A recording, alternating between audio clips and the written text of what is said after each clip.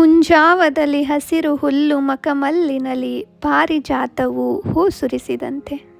ಮುಟ್ಟಿದರೆ ಮಾಸುತಿಹ ಮಂಜು ಹನಿ ಮುತ್ತಿನಲಿ ಸೃಷ್ಟಿ ಸಂಪೂರ್ಣತೆಯ ಬಿಂಬಪಂತೆ. ನಮಸ್ಕಾರ ರೀ. ಇವತ್ತಿನ ದಿನ ಆಸ್ಪತ್ರೆಯ ಭೇಟಿಗೆ ನಿಗದಿಯಾಗಿತ್ತು. ರಕ್ತದೊಳಗಿನ ಸಕ್ಕರೆ ಅಂಶದ ಪ್ರಮಾಣದ ಪತ್ತೆ ಹಚ್ಚುವಿಕೆಯ ಪರೀಕ್ಷೆ ಗೊತ್ತು ಮಾಡಲಾಗಿತ್ತು. ಆ ಪರೀಕ್ಷೆನೂ ಆಯಿತು. ಒಂದಿಷ್ಟು ಹೆಚ್ಚು ಕಮ್ಮಿ ದೇಹದೊಳಗೆ ಆಗೋದು ಸಹಜ ಅದ ಅಲ್ರಿ. ಎಲ್ಲ ಕೆಲಸ ಮುಗಿಸ್ಕೊಂಡು ಮನೆಗೆ ಬರೋದ್ರಾಗ ಹೊತ್ತು ಮುಳುಗಿತ್ತು. ಅಲ್ಲೇ ಇರುವಂಥ ನನ್ನ ಆಯಿ ಮನೆಗೆ, ಸೋದರ ಮಾವನ ಮನೆಗೆ ಹೋಗಿದ್ವಿ. ಅಲ್ಲಿ ತನ್ನ ಅಣ್ಣಂದ್ರ ಜೊತೆ ನನ್ನ ಮಗಳು ಮನಸ್ಸು ಬಿಚ್ಚಿ ಮೈ ಕೈ ಬಿಟ್ಟು ಆಟ ಆಡಾಕತ್ತಿದ್ಲು.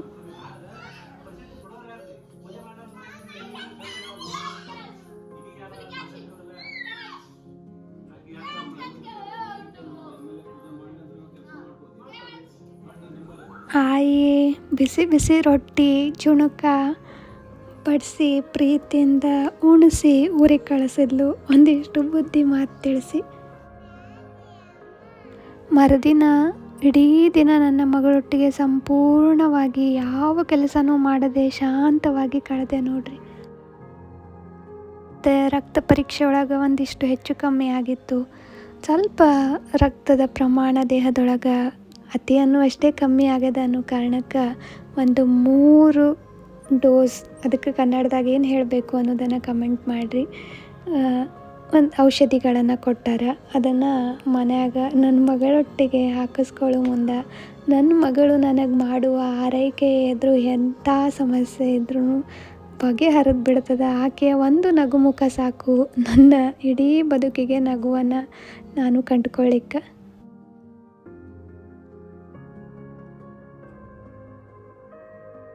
ಮೆಲ್ಲೆದೆಯ ಸವಿಯೊಲುಮೆ ಕರಗಿ ಕಂಬನಿಯಾಗಿ ಹೆಣ್ಣ ಕಣ್ಣಂಚಿನಲ್ಲಿ ತುಳುಕುವಂತೆ, ಸುಳಿಗಾಳಿಯೊಂದಿನಿತು ಸೂಸಿ ಬಂದರು ಸಾಕು ಮರವನಪ್ಪಿದ ಬಳ್ಳಿ ಬಳಕುವಂತೆ.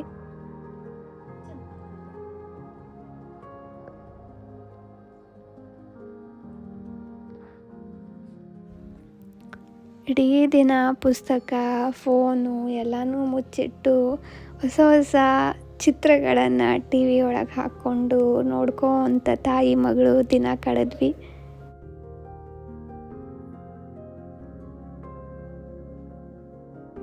ಆದರೂ ಎಷ್ಟಂತೂ ಕೂಡೋದ್ರಿ, ಕೂಡಕ್ಕೆ ಮನಸ್ಸು ಒಪ್ಪೋದಿಲ್ಲ. ನಮ್ಮ ಸಣ್ಣ ಪುಟ್ಟ ಕೆಲಸ ಆದರೂ ನಾವು ಮಾಡ್ಕೋಬೇಕು ಅನ್ನೋದು ನನ್ನ ಎಂದಿನ ಪರಿಪಾಠ.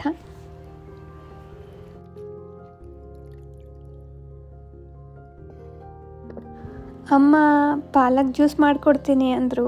ಬ್ಯಾಡ್ರಿ ನಾನೇ ಮಾಡ್ಕೊತೀನಿ ಅಂತ ಎದ್ದು ಬಂದು ಒಂದು ಹಿಡಿ ಪಾಲಕನ್ನು ಸೋಸಿ ಅದನ್ನು ಚೆಂದಂಗೆ ತೊಳೆದು ಒಂದು 5 ನಿಮಿಷ ನೀರು ಸಾಣಾಕ್ಬಿಟ್ಟು ಅದ್ರಾಗ 1 ಇಂಚಿನಷ್ಟು ಶುಂಠಿ, ಒಂದು 5ರಿಂದ 6 ಹನಿ ನಿಂಬೆ ರಸ ಹಾಕಿ ಅದಕ್ಕೆ ಉಪ್ಪು ಹಾಕ್ಕೊಳ್ಳಿಲ್ಲ ಅಂದ್ರೆ ಭಾಳ ಚಲೋ, ಆದರೂ ಕುಡಿಲಿಕ್ಕೆ ಆಗೋದಿಲ್ಲ ಅನ್ನೋ ಕಾರಣಕ್ಕೆ ನಾನು ಒಂದು ಸ್ವಲ್ಪ ಹಾಕ್ಕೊಳ್ತೀನಿ.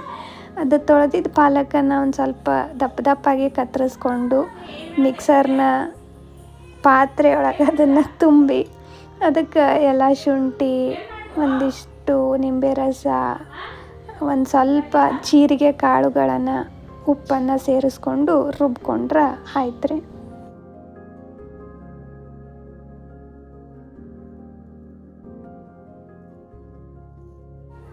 ಪಾಲಕ್ ಕಡ್ಡಿ ಸಮೇತನೇ ಹಾಕ್ಕೊಂಡ್ರೆ ಭಾಳ ಚಲೋ ಆಗ್ತದ್ರಿ. ಯಾಕಂದ್ರೆ ಕಡ್ಡ್ಯಾಗೆ ಇರ್ತದಲ್ರಿ ಸತ್ವ.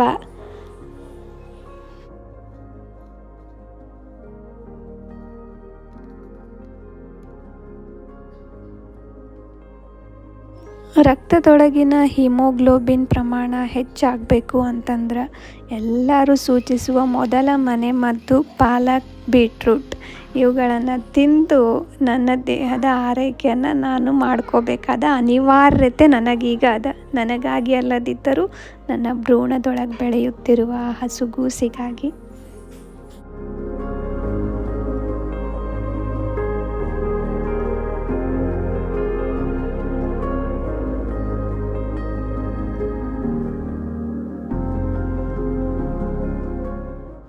ಮ್ಯಾಲೆ ಒಂದೆರಡು ಹನಿ ನಿಂಬೆ ರಸ ಹಿಂಡ್ಕೊಂಡ್ರೆ ಸ್ವಾದ ಇನ್ನೂ ಒಂದು ಸ್ವಲ್ಪ ಹೆಚ್ಚಾಗ್ತದೆ ಅಂಥೇಳಿ ಹಾಕ್ಕೊಂಡು ಕಲಿಸ್ಕೊಂಡೆ ರೀ. ಅಷ್ಟ್ರಾಗ ನನ್ನ ಮಗಳು ಬಂದು ನಾ ಪಾಲಕ್ ಜ್ಯೂಸ್ ಮಾಡ್ಕೊಂಡೀನಿ ಅಂದ್ರೆ ಆಕೆಗೆ ಆರೆಂಜ್ ಜ್ಯೂಸ್ ಬೇಕು ಅಂಥೇಳಿ ಅದು ಮಿಕ್ಸರ್ನಾಗೆ ಮಾಡಬೇಕು ಅಂಥೇಳಿ ಹಠ ಹಿಡಿದು ನನ್ನ ಕಡೆ ಕುಂಡ್ರಿಸ್ಕೊಂಡು ಆಕೆಗೆ ಆರೆಂಜ್ ಕ್ಷಮೆ ಇರಲಿ ಕಿತ್ತಳೆ ಹಣ್ಣಿನ ಜ್ಯೂಸ್ ರಸಾಯನವನ್ನು ತನಗೆ ತಾನೇ ಸಿದ್ಧಪಡಿಸ್ಕೊಳಿಕತ್ತಾಳೆ ನೋಡ್ರಿ.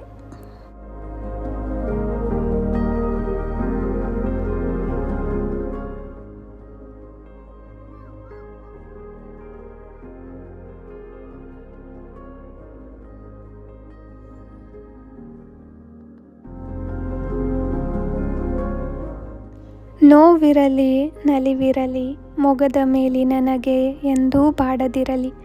ಮೃದುವಚನ ಮೂಲೋಕ ಗೆಲ್ಲುವುದು ತಿಳಿಯ. ಮೌನ ಮೊಗ್ಗೆಯ ನೊಡೆದು ಮಾತರಳಿ ಬರಲಿ. ಮೂರು ಗಳಿಗೆಯ ಬಾಳು ಮಗಮಗಿಸುತ್ತಲಿರಲಿ ಮಗಮಗಿಸುತ್ತಲಿರಲಿ.